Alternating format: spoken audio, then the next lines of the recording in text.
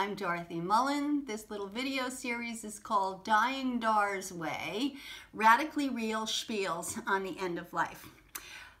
I have devoted myself for the past few months since a diagnosis of stage 4 lung cancer to figuring out how I can produce the least impact on the people that I love. And a big part of it has been oriented towards helping my children avoid unnecessary regret and remorse.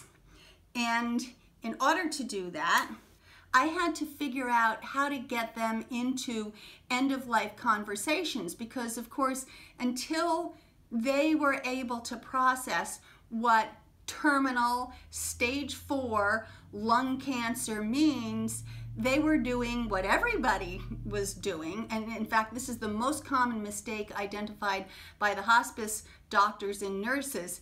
I was getting beat it messages, you can fight this, why are you giving up? I've said this before, it's like pimple cream. It requires multiple applications in order to get the job done. So I stayed on my path to insist on having these conversations, and eventually they got on board. And after we did the post-it notes on the artwork and the furniture, these were relatively easy things for us to do. We went through the children's literature, we went through the family photographs, we decided together what needed to be thrown out and together who would get what. Boy, when you don't do that kind of stuff, you are opening at a high stress time.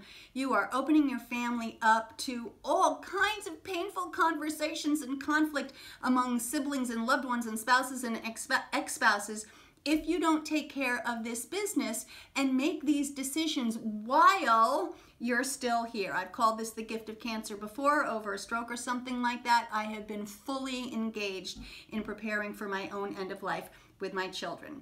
So after we did the post-it notes on the artwork and the will was in place and all of the rest of that, we got into the stuff that I was really enjoying with them, which is the discussion about what comes next, how can I help you now to avoid regret and remorse in the future. And where this went was hysterical. My children are now comfortable with the vocabulary of death, dying, end of life. They are now able to say these words. And one of my sons said, well, I want you to know that the reason you had cookies on your website, on your computer for porn sites was because sometimes I went down in the middle of the night when I was a teenager and looked at the porn sites. And my daughter said, I want to apologize for being such a rotten teenager.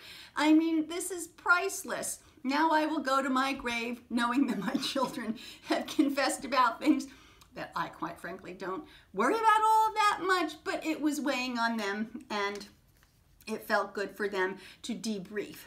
So the most fun, wonderful thing that came out of this conversation was my need as a mother to know that my children would carry on having relationships with one another even after I was gone. Because you know how it is these days, everybody lives in a different state, they have busy lives, families of their own, projects of their own. How am I going to fix it now so that I can make sure that my children get together? So me being me, I was conniving. And I said, well, I'm going to give you $25,000. You've got 1 year to spend $5,000 on a family vacation, siblings, partners, children, whatever, but the siblings have to be there.